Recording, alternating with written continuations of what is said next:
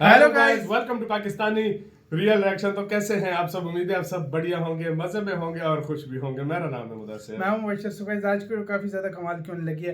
Video का जो title वो है भारत ने रचा इतिहास, ग्रीस में हुई भारत की एंट्री, तुर्की हुआ परेशान। तो गाइस, ग्रीस में एंट्री हो चुकी है भारत की। किस चीज अब की? किस चीज में भारत ने इतिहास रच दिया वो सारा कुछ इस वीडियो के अंदर देखेंगे।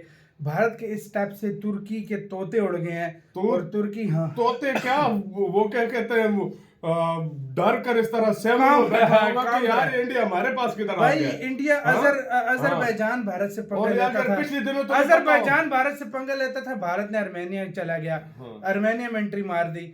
तुर्की भारत से पंगा लेता था, भारत ने ग्रीस में, मतलब भारत दुखती राग पकड़ना पता है। अभी पिछले दिनों जो यूनिसी में इजलास हुआ था उसमें कश्मीर की बात हुई थी तो पाकिस्तान को तो बोले ही बोला था, तुर्की को भी साथ में जवाब दिया था कि चुप रहो। देखते क्या हुआ है भारत उसी ने, सूरत में कुछ देखते जवाब हैं दिया भारत ने इतिहास क्या रचा, सारा कुछ देखेंगे, बाकी बातें करेंगे गाइस बाद में। काउंटडाउन करते हैं 3 2 1 एंड स्टार्ट। एक समय था जब अमेरिका कोई टेक्नोलॉजी को डेवलप करता था, उसको पूरी दुनिया से एक्सेप्टेंस मिलती थी और दुनिया भर के देश अपने यहाँ पर उसको इम्प्लीमेंट किया करते थे। अब सेम चीज आज की डेट में भारत कर रहा है। प्राइम मिनिस्टर नरेंद्र मोदी जी की गुड गवर्नेंस के चलते भारत को काफी फायदा हो रहा है। जैसे जैसे भारत की इकोनॉमी मजबूत हो रही है, ठीक उसी स्पीड में हमारी बार्गेनिंग पावर दुनिया के बाकी देशों के सामने लगातार बढ़ रही है। सामने वाला देश भारत से कहता है कि उन्हें भारत के साथ पार्टनरशिप को मजबूत करना है। यहाँ से भारत सरकार की तरफ से कुछ अपनी डिमांड्स उनके सामने रख ली जाती हैं और नेगोशिएशंस के दौरान भारत की सरकार अपनी मांगों को मनवा भी लेती है, जिससे देश को काफी फायदा हो रहा है। ये तो हम सबको पता है कि डिजिटल पेमेंट्स के मामले में भारत वर्ल्ड लीडर है। दुनिया की सबसे ज्यादा ऑनलाइन पेमेंट्स और डिजिटल ट्रांजैक्शंस भारत में ही होती हैं। लगभग 46% अकेले भारत की लोग करते हैं, थैंक्स टू यूपीआई, जिसकी वजह से ये पॉसिबल हो पाया है।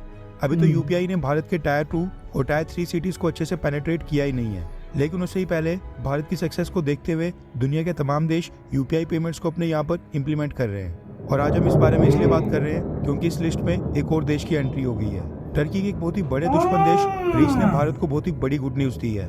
टर्की और ग्रीस के आपस में बिल्कुल भी रिलेशन नहीं है और ग्रीस चाहता है कि टर्की को काउंटर करने में भारत उसकी मदद करे, क्योंकि अगर ग्रीस और टर्की के बीच में युद्ध होता है तो टर्की की मदद के लिए पाकिस्तान और कुछ मुस्लिम देश सामने आ जाएंगे, लेकिन ग्रीस की मदद के लिए कोई भी देश नहीं आएगा।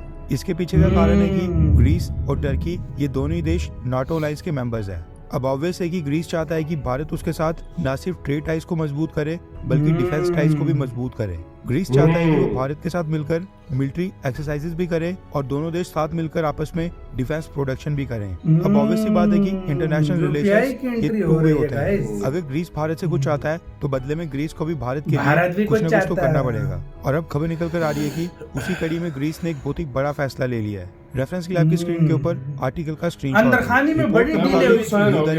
ग्रीस की एम्बेसी में ग्रीस के यूरो बैंक के सीईओ और भारत के national payment corporation of India के ऑफिशियल्स ने आपस में मिलकर एक एमओयू साइन किया, जिसके बाद अब भारत का यूपीआई पेमेंट सिस्टम ग्रीस के अंदर भी वैलिड होगा। यानी आप ग्रीस चाहकर भी किसी भी यूपीआई ऐप से पेमेंट कर पाएंगे। रिपोर्ट के मुताबिक रिसेंटली जब ग्रीस के प्राइम मिनिस्टर फरवरी महीने में भारत आए थे, उसी समय इस डील को लेकर चीजें फाइनलाइज कर दी गई थी।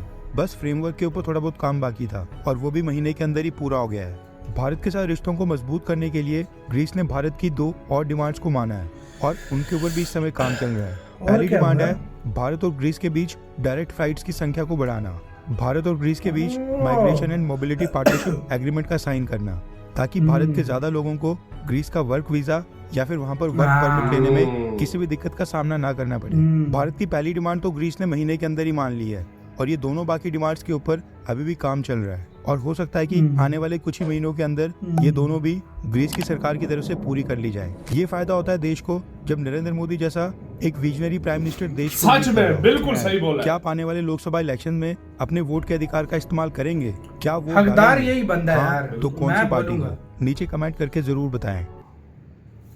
इसी के साथ यार वीडियो यार हमारी नजर में हकदार ये बंदा, जो मर्जी हमें गालियां देते हो, जो करते हो, मैं आपको बोलूंगा भले देखो इंडिया के पाकिस्तान की रिलेशन जिस तरह की मर्जी हो, जो लेकिन हो, देश को इंडिया को जितना आगे ये इंसान लेकर गया ना, मैं कहता हूँ कोई जम के भी आ जाए तो ऐसा आगे नहीं देश को लेकर जा सकता। मैं तो सीधा बोलूंगा भाई हकदार एक ही बंदा है। पहले मैं बोलता था हम किसी पार्टी को, लेकिन भाई देश को आगे लेकर जा रहा है और क्या चाहिए। इनके 10 सालों में इंडिया ने ऐसी जो है ना अचीवमेंट तरक्की हासिल की है कि पाकिस्तान को 100 साल लग जाएंगे इतनी अचीवमेंट्स हासिल करते हुए।